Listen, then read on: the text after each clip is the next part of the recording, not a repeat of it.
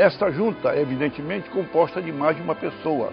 Depois de tudo criado, essa junta criadora, que criou com a determinação, com a manifestação da sua palavra, então resolveu já de um modo diferente na criação do homem.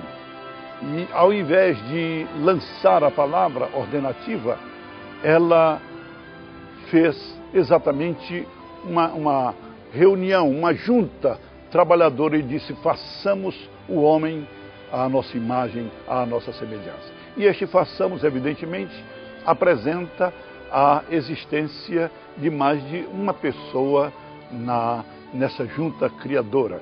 E essa junta, dentro da Bíblia, é-nos apresentada, é conhecida e comprovada incontestavelmente como a Trindade.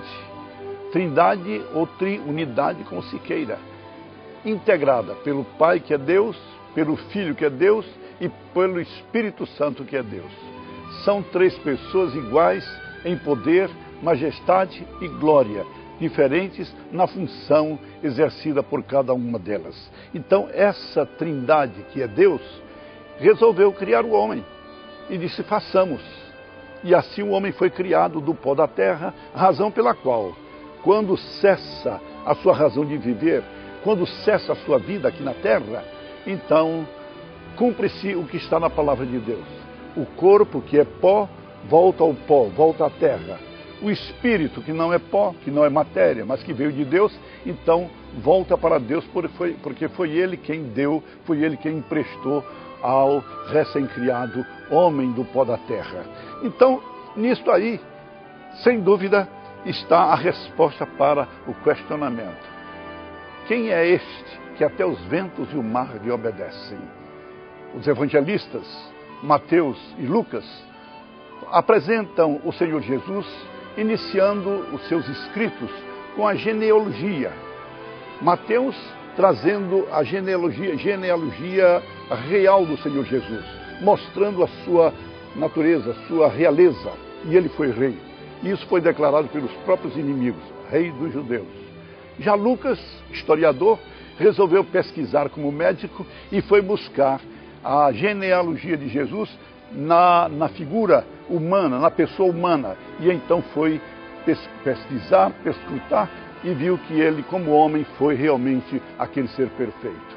O terceiro evangelista, que foi João, não se preocupou em olhar o aspecto físico, humano, terreno do Senhor Jesus, mas pela inspiração do Espírito de Deus, ele buscou a geração divina de Jesus.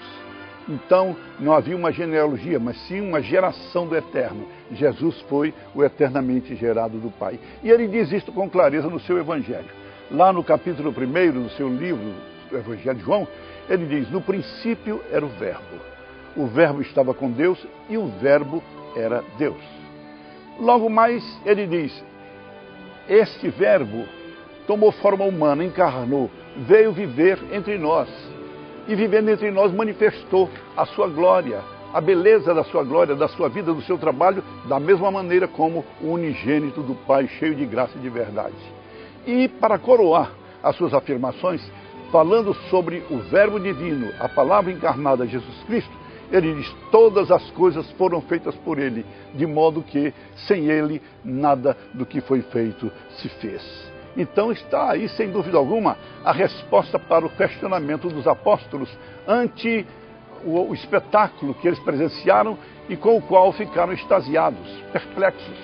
Alguém repreender os ventos, alguém repreender o mar, ventos pararem, mar se acalmar e tudo virá em bonança. Isto realmente era admirável, era de espantar. Mas eles que estiveram com Jesus lá no Monte das Oliveiras, que assistiram, ouviram e viram o Senhor Jesus pregar o Sermão da Montanha. E na pregação do Sermão da Montanha, com certeza não foi uma, não foram 2 nem 3 horas que o Senhor Jesus levou, dada a extensão do sermão, e certamente esse sermão interrompido com a ação social, humana, com a operação de milagres, sinais e maravilhas que o Senhor Jesus operou junto aos seus ouvintes que se postaram em multidão aos seus pés para ouvirem os seus ensinamentos e receberem a bênção, a graça que ele deu e distribuiu para todos. E no final do sermão pregado e realizado, ele desce e entra em Jerusalém e inicia assim a sua caminhada missionária, visitando cidades outras. E nesse caminhar, ele também acompanhou, operou e derramou bênçãos sobre os que o procuraram. Ele então adentrou a um barco com seus discípulos e singraram as águas do mar em busca, naturalmente, de um sossego humanamente falando. Como homem, ele descansou, ele dormiu. Como Deus, ele estava bem aberto e vigilante. Porque Deus não dorme. O salmista diz isso. Não dorme e nem dormita, não cochila o Deus de Israel. Então, enquanto Jesus estava, humanamente falando, repousando do cansaço, da estafa, do trabalho por ele realizado, então surge, até providencialmente, diz o texto, uma tempestade nas águas. E essa tempestade se lança sobre a embarcação onde eles estavam, de tal maneira que a ameaça de naufrágio era evidente. E o pavor tomou conta de todos. Todos ficaram apavorados. Socorre-nos, Senhor, Mestre, acorda, socorre-nos, nós estamos perecendo. E o Senhor Jesus, humanamente falando, se levantou porque o Deus Jesus estava alerta. Então, o homem Jesus, Mestre Jesus, despertou, levantou-se do sono e deu-lhes uma reprimenda. Vocês são homens de pequena fé, são homens tímidos, são homens covardes, medrosos. E após dizer esta reprimenda, o Senhor Jesus se voltou para os ventos, repreendeu-os, mandando-os se acalmarem. Olhou para as águas do mar revoltas, mandou também se acalmarem. E tudo cessou.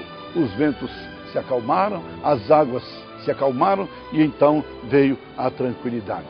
E aí é onde surgiu o pasmo de todos eles.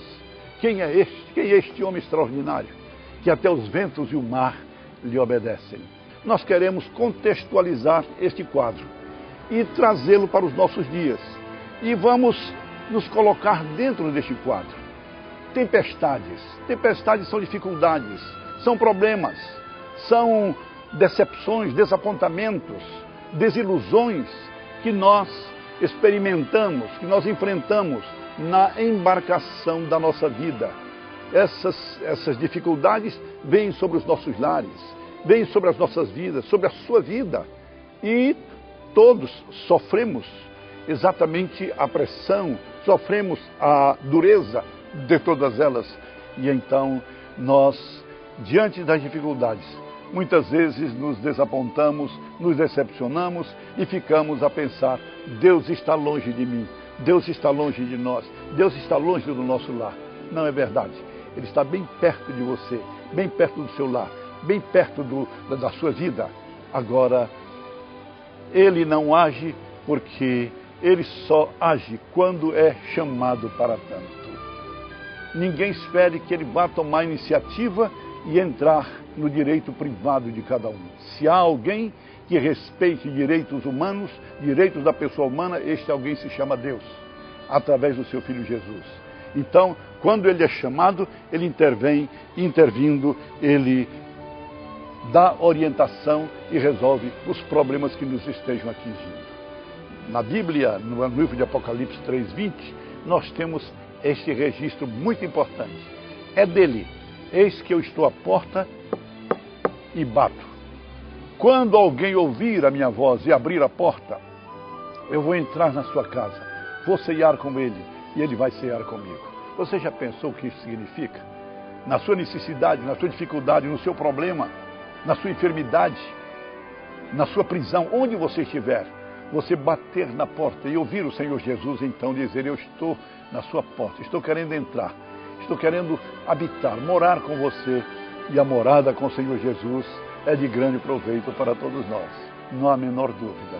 Agora, meu prezado amigo, diante disso, só há uma coisa que você pode e deve fazer. Os problemas que você tem, existem solução para todos eles. Não pense que eles são insolúveis. Não há problema insolúvel diante de Deus.